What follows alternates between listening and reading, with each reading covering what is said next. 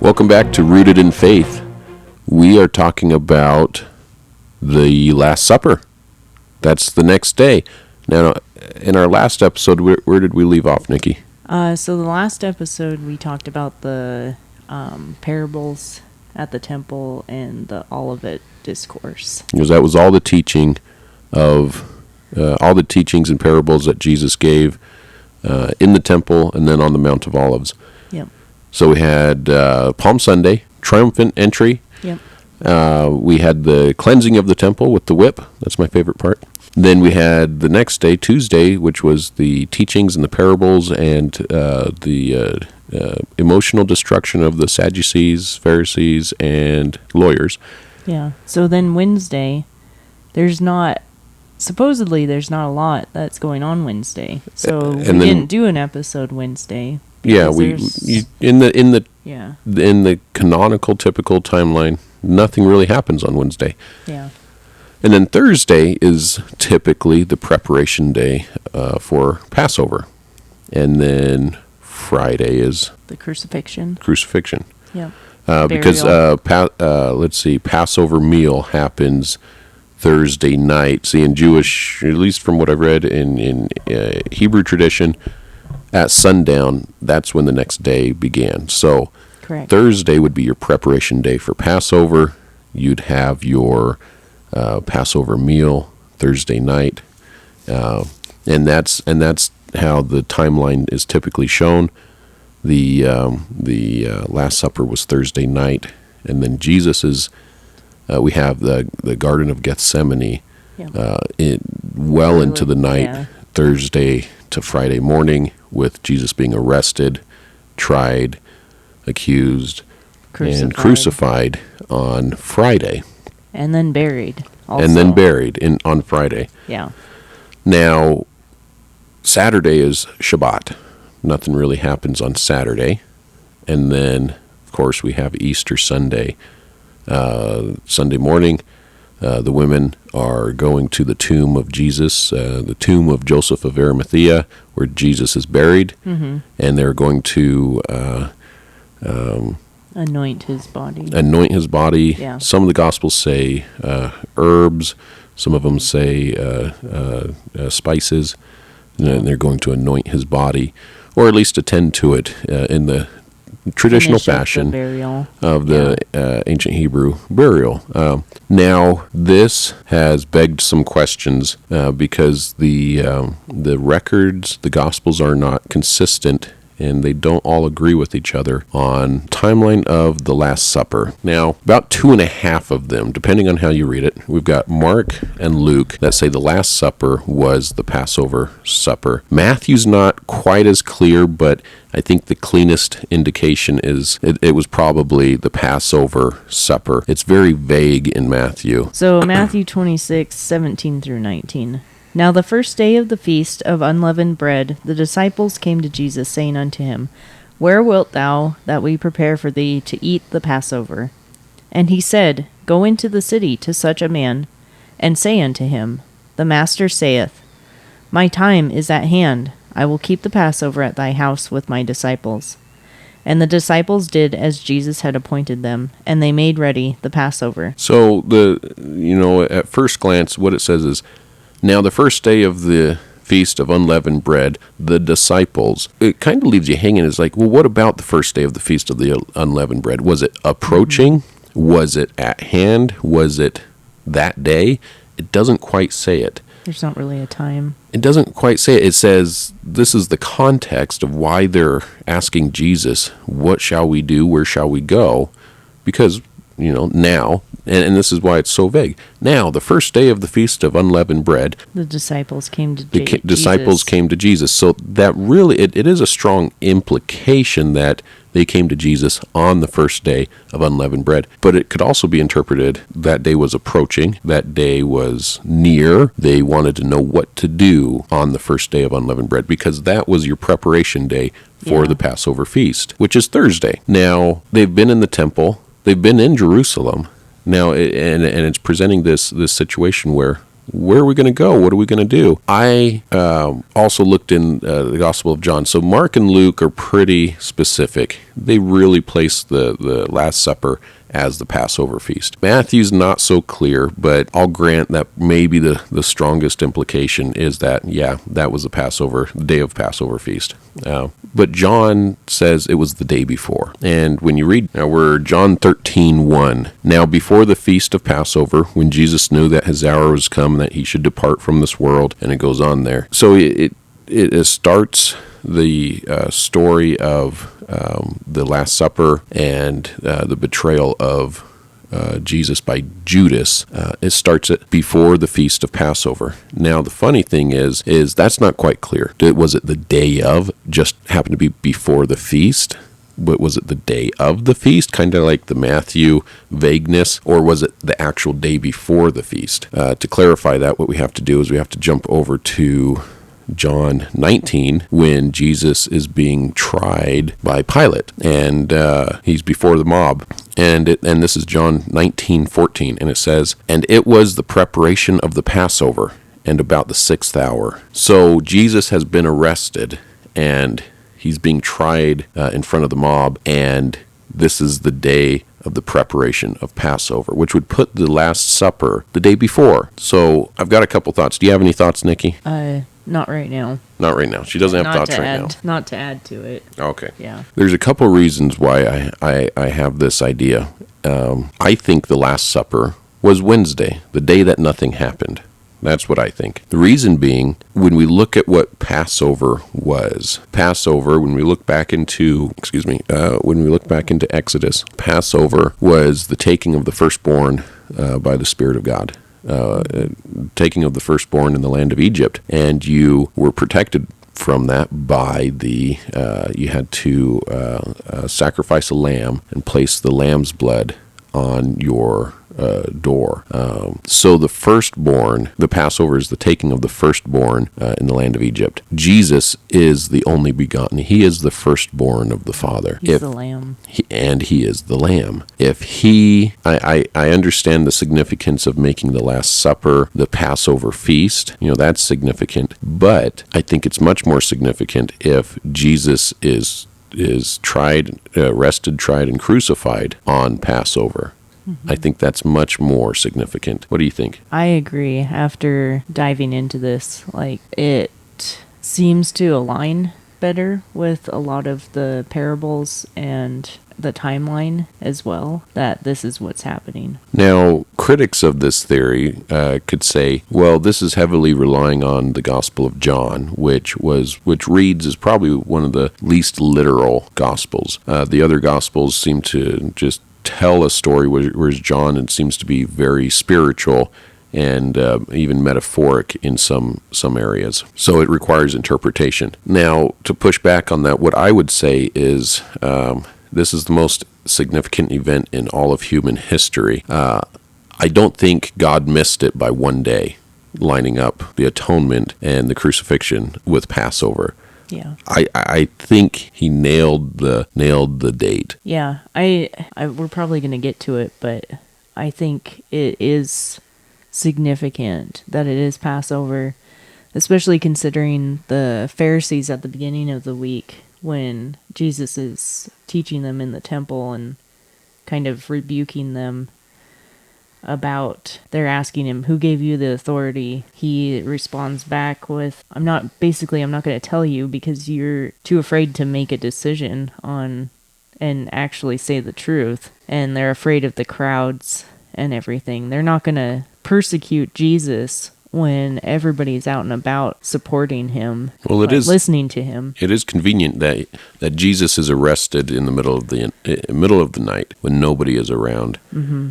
You have throughout Holy Week, after Jesus enters Jerusalem, he is revered, he is the rabbi, he is the teacher, he is considered the Messiah. He cleans the temple, and he embarrasses the Pharisees and the Sadducees and the lawyers, and the people love him for it. They are definitely on Jesus' side. And it notes in the Gospels that the Pharisees are afraid of the masses. They're afraid of the mob. If they go after Jesus or say the wrong thing, they're afraid of being stoned. Yeah. So that's interesting. The Pharisees consider the people to have the authority to stone them if they disagree with Jesus.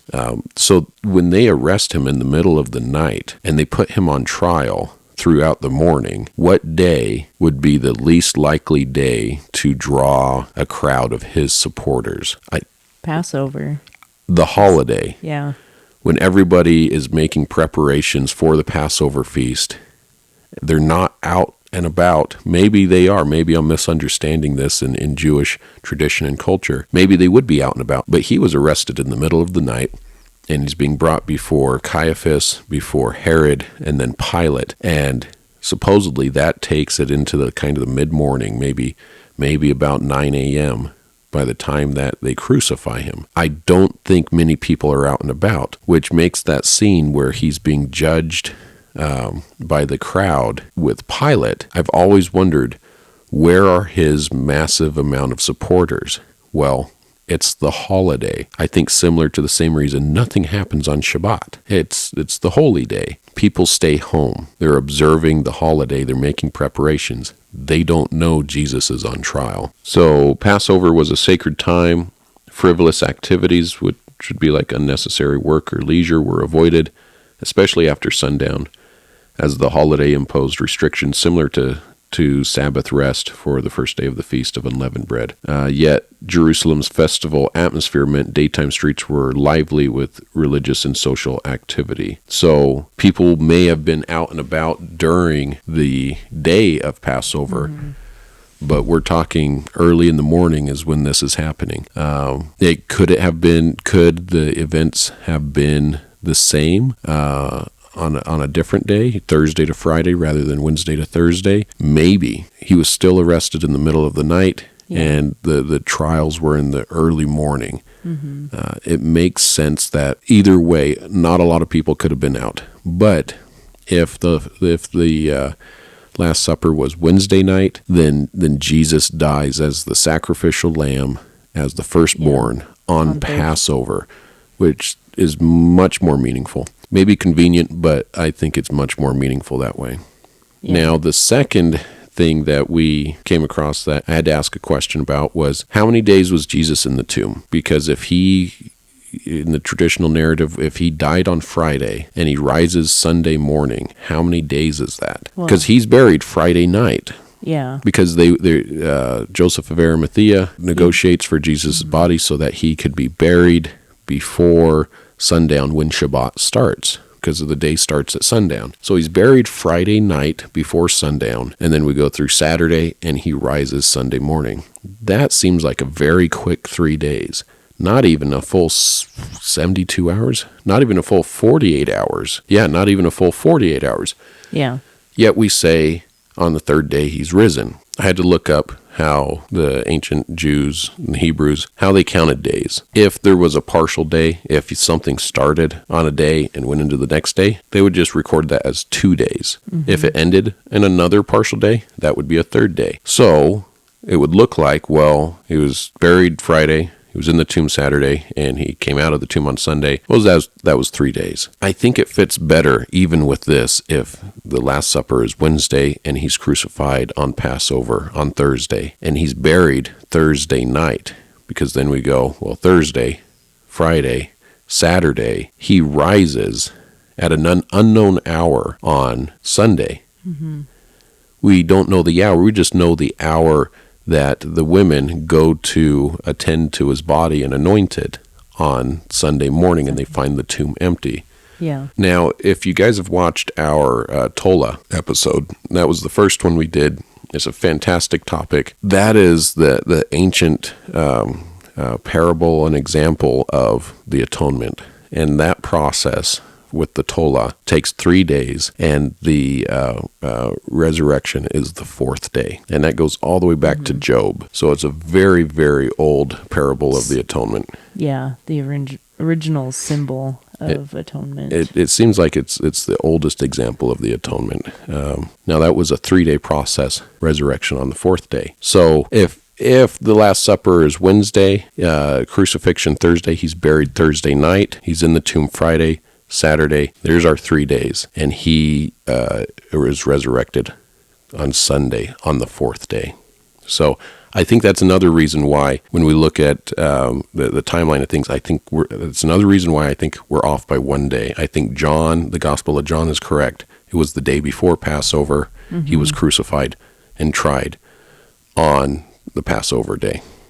Yeah. What do you think, Nikki? Counts for Wednesday, like not really having anything happening. That doesn't seem to make a lot of sense, especially since Holy Week has been there's been so much going on Holy Week. I think it kind of fills in the gaps, and I think it makes more sense. We're going to just go through the last little bit of Holy Week in this video, and we'll do another video to help wrap up some of the other details, but I think all of this flows together. So the last question that I had when we were studying this and getting ready for the videos, who buried Jesus? Well, it was Mary. The other Mary. Yeah. Mary Magdalene. One of the other Gospels notes another woman.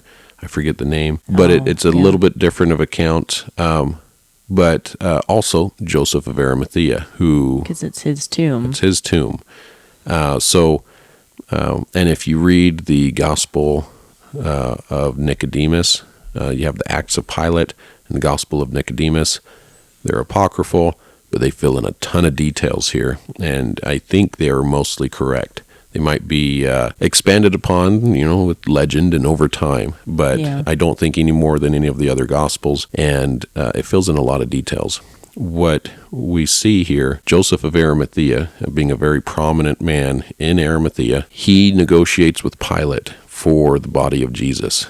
He's a follower of Jesus, and he negotiates for that. He has a brand new tomb, and that's where they bury Jesus. So it's the women, it's Joseph of Arimathea, and that doesn't necessarily sit well with the Pharisees. They weren't expecting Jesus to be taken down from the cross so quickly and buried. Now, Pilate, he doesn't like drama, at least unnecessary drama, let's put it that way. And so he also orders a guard to be placed at the tomb because he doesn't want the disciples or the followers of Jesus to steal his body and cause any problems.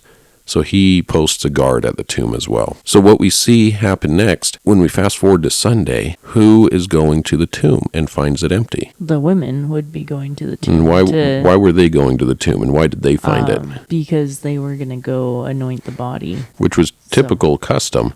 Yeah. The women would go anoint the body for after burial, during the burial. Mm-hmm. Burial was a long process. The bodies had to be prepared before they were placed into these secondary chambers in the tomb. This is a very big tomb. It was meant to hold many, many people, such as Joseph's entire family. The body is wrapped in the swaddling cloths, and it's placed in the tomb when Jesus is buried, but not closed into the secondary chambers. They look like little coffins built into the sides of the tomb, and those get sealed up. Well, and I think Jesus' burial was a little bit different than the normal burials of everyone else, because he was such a high-profile person that it doesn't follow the same timeline as a normal burial that happened back then. So it was almost like it was rushed. Right. And there was a lot of people around, probably, they posted a guard in front of the tomb. They were worried people were going to come in and take the body. Things were going to happen. So normally this would all happen after the person died. It wasn't going to take days to anoint the body, have it put in the niche or the coke that they would put the body into. Right. So his almost was a rushed burial. Took that away from the reading as well. This was rushed, was in a hurry. And that's why they were going back Sunday morning. This is a funny question. All four Gospels, Matthew, Mark, Luke, and John, they all note that when Jesus was placed into the tomb, the stone was rolled to close the tomb. Mm-hmm. Now, one of them says it was also sealed, but then we also have the Roman guard. So when the women are going to anoint Jesus' body, which is in the tomb, how are they going to roll the stone and open the tomb? That's an interesting question, because the stones that covered these tombs were quite large, and they were there to prevent grave robbers. So a large stone that's intended to deter grave robbery, how were the women, in which the Gospels vary as far as how many women were there. One indicates 3, one of them indicates 2. I think 2 of the Gospels indicate 2 women. Then one of the Gospels just says Mary. How was the door, the rolling stone, going to be opened? This is a large stone. It's very heavy. It's meant to deter grave robbery. It's not meant to be easy. As I've talked to people and asked, one possibility, they would just ask the Roman guard to help them. I think that's unlikely. I don't think the Roman guard would be inclined to open the tomb he's guarding and exert himself, even if one person could open the tomb, which I don't think one person could roll that tomb. Even in the Gospels, it denotes an angel moved it. Mm-hmm. Like a heavenly being had to roll this stone open. Now, funny enough, Mark has a bit of commentary between 2 women going to the tomb, and one of them asks, "How are we going to open it? How are we going to roll this stone?" Yeah, I think it's fascinating because that by presenting that question, it addresses the very thing that we still wonder about to this day. Now, when they get to the tomb, it's a moot point because the tomb is already open. But here's the thing. They didn't know that when they were going there. Do you have any thoughts, Nikki? Well, just to recap, so we're saying that Jesus was on Wednesday night, they had their meal. Last Supper. With his disciples. He broke bread, they drank wine, they ate of his body and drank of his blood. Right. And then the first sacrament. He went to Gethsemane, and then he was arrested and tried, and that would be early morning Thursday of Passover. Yep, the day of preparation. People may be out and about, possibly, or it's too early in the morning. He's in front of Herod, Pilate, and the Pharisees, and being accused. And then he's crucified that day. And he's on the cross for many, many hours. Yeah. Like into maybe the afternoon of that Passover preparation day. And when does he die? I don't remember that time. But into the afternoon. He dies right about the time they would have killed the sacrificial lamb before the feast. When was the feast? Feast was sundown. Yeah. That feast was sundown. He died before that. I think midday they would. But they killed the sacrificial lamb for the feast in time to be ready for the feast. So not at sundown, not right at the Passover feast. Yeah, the lamb died earlier. During the day. Yeah. So Jesus dies sometime midday or afternoon when the Passover lamb would have been sacrificed. Now, that leaves us a few hours for burial. That's what we're looking at here because because then people are going to go for Passover. They've got to be Passover. Back at their homes before eating their sundown. meals before sundown. The next day is Friday, and then we move into Shabbat on Saturday where nothing's going to be happening. And then Sunday, when the women are going back to the tomb. Yep. So what about Friday? Could they have gone on Friday? They could have gone on Friday. Now, here's the funny thing. You know, our timeline that we've presented, where we've moved everything up by one day, or at least the Last Supper, we moved that up to one day because we said nothing happened on Wednesday. Well, now we've created this situation where nothing happens on Friday. Yeah. Now, I mentioned the Gospel of Nicodemus. Mm-hmm. Something happens after Jesus is buried. Something happens to Joseph of Arimathea. Now, what I propose here is the last people to see Jesus' body are the Marys and Joseph of Arimathea.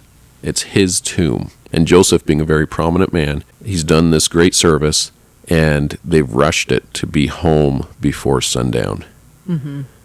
I propose, and it's not quite mentioned specifically, I propose that Joseph of Arimathea tells the women, let's meet tomorrow, and we will open the tomb, and you can anoint his body. Finish the burial We'll preparations. finish it. Why that, and now it's not talked about, so this is speculation, and it could have been, he said, let's meet Sunday after Shabbat, let's take a day. It could have been that. But what I propose here is, they're the last ones to see Jesus' body. They close the tomb, the guard is there, and they say, let's return and anoint his body tomorrow. Or Sunday. Joseph doesn't show up. So the women have no help then. They can't open the tomb. Stone. Joseph doesn't show up. Why? The Pharisees arrested him. They arrested him for burying Jesus' body. They want to know who this Arimathea guy is. So they arrest him. He's in jail, I believe in the Sanhedrin. He's in jail, and he doesn't show up Friday morning to open the tomb. Or even Sunday. Now, why not Sunday? What happened in the story? Well, he's in jail. Jesus on Sunday in the night on Sunday, I believe. Now, I may get these details wrong.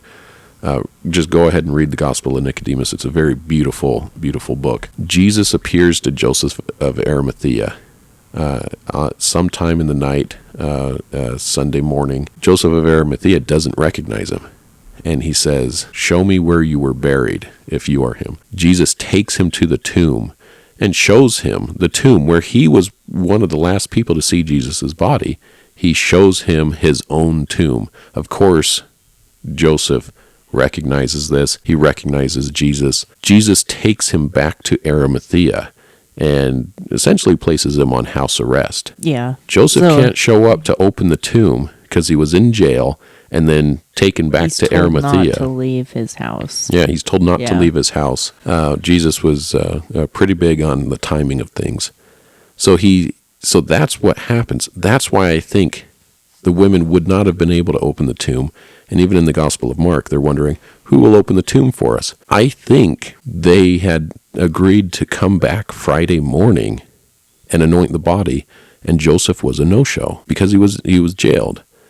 And then, of course, nobody knows what happened to him. Or they find out later, but nobody really knew. And they're wondering, Sunday morning, it's the next day that they could go back there, they're wondering, who's going to open the tomb for us? Because they haven't seen Joseph. Well, Joseph wasn't available anymore. That's what I think makes a little bit more sense. Who would have opened the tomb for the women to anoint Jesus' body? It would have been the owner of the tomb, Joseph of Arimathea. But it just wasn't possible. So it does make a lot of sense. I think that makes a little more sense. So it's a fantastic story. If you read the Acts of Pilate and the Gospel of Nicodemus, it's beautiful. It fills in a lot of details and answers just a lot of contextual questions about the trial of Jesus, and then what happened during the resurrection. And it's worth a read. What else? What are we missing, Nikki? I think we kind of covered the timeline, if that's correct. I mean, yesterday Jesus would have been crucified, buried. Today they could have possibly gone back to try to anoint his body, and that didn't happen. And so today, I mean, they're probably trying to figure out kind of what's going on. And, the Pharisees were afraid of everybody. It doesn't make sense that they would do it on Passover, even though that's kind of going against their traditions. But they seem pretty adamant about persecuting Jesus. Well, and a question was raised when we were discussing these possibilities with somebody. Said, well, hey, what would the mob and all the followers of Jesus think after he was crucified? There's no hiding it now. He's been crucified. And it's broad daylight. People know now. Well, I think the Pharisees were a little bit slippery on this. it was the Romans. The Romans did it. That's how they Yeah. got away with it. That's how they avoided the mob that they were so afraid of being stoned by when Jesus was teaching them in the temple. That's how they did it. It wasn't them. It was the Pharisees. Everything was done in the middle of the night, unbeknownst to the public.